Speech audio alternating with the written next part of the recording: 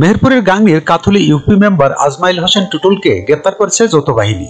রোববার 17 নভেম্বর ভোররাতে আজমাইল হোসেন টুটুল নিজ বাড়ি ধলাগ্রাম থেকে তাকে গ্রেপ্তার করা হয়। তার কাছ থেকে উদ্ধার করা হয়েছে দেশীয় প্রযুক্তিতে তৈরি একটি ওয়ান শুটার গান, 2 রাউন্ড বন্দুকের কার্তুজ, বিপুল পরিমাণ কৃষিপণ্য ও কম্বল। যৌথ বাহিনীর নেতৃত্বদানকারী 27 field regiment artillery captain Roshan বলেন, আজমাইল হোসেন টুটুলের কাছে অবৈধ আগ্নেয়াস্ত্র ও সরকারি মালামাল রয়েছে মর্মে থাকা সংবাদের ভিত্তিতে এ অভিযান চালানো হয়।